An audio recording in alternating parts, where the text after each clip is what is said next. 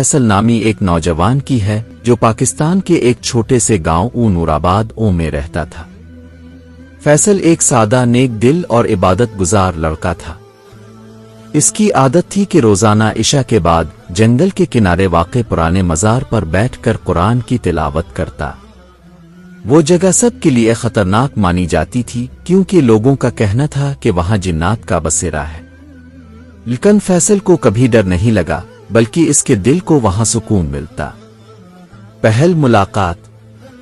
الفاق رات جب ہر طرف سناٹا تھا، چاندنی مزار پر چمک رہی تھی، فیصل حسب معمول تلاوت کر رہا تھا کہ اچانک اسے محسوس ہوا جیسے کوئی اس کے قریب بیٹھا ہو۔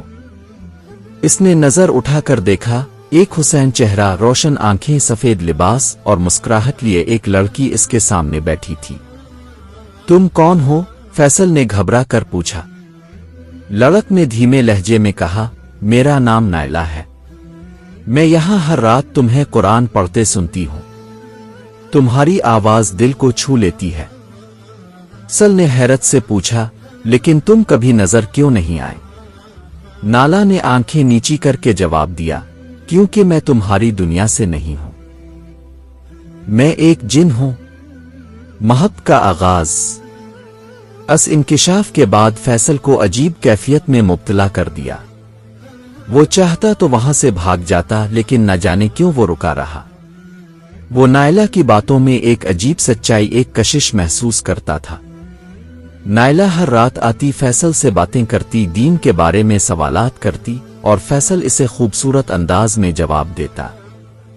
آہستہ آہستہ وہ دونوں ایک دوسرے کے قریب آتے گئے۔ نائلہ نے فیصل سے محبت کا اظہار کیا۔ فیصل، میں تم سے محبت کرتی ہوں، تمہیں کبھی نقصان نہیں پہنچاؤں گی، بس چاہتی ہوں کہ تم ہمیشہ میرے ساتھ رہو۔ فیصل خاموش رہا، دل میں عجیب کشمکش تھی۔ ایک طرف ایک غیرمرئی دنیا کی مخلوق کی محبت، دوسری طرف اپنی دنیا، خاندان اور شریعت کی حدود۔ ازمائش۔ چند دن بعد فیصل کے گھر والوں نے محسوس کیا کہ وہ بدل رہا ہے۔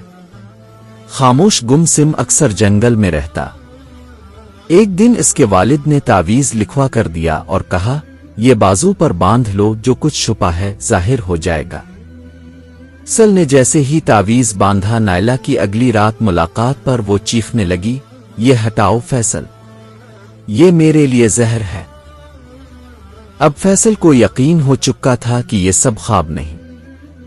اس نے تعویذ ہٹایا اور نائلہ سے کہا، اگر تم واقعی مجھ سے محبت کرتی ہو تو مجھے اللہ کی رضا میں چھوڑ دو، میں تم سے نکاح نہیں کر سکتا۔ نائلہ کی آنکھوں میں آنسو آ گئے۔ اس نے کہا، فیصل، تم سچے ہو، نیک ہو، میں تمہیں کبھی نقصان نہیں دوں گی، میں جا رہی ہوں لیکن ہمیشہ تمہاری حفاظت کروں گی۔ انجام۔ نائلہ کی جدائی کے بعد فیصل نے جنگل جانا چھوڑ دیا، لیکن اس کے دل میں نائلہ کی یاد ایک خواب کی طرح زندہ رہی۔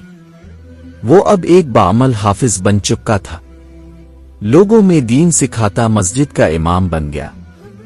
لوگ کہتے ہیں کبھی کبھی عشاء کے بعد مسجد کے باہر ایک خوشبو آتی ہے، جیسے کوئی غیر مرئی مخلوق عبادت میں شامل ہو۔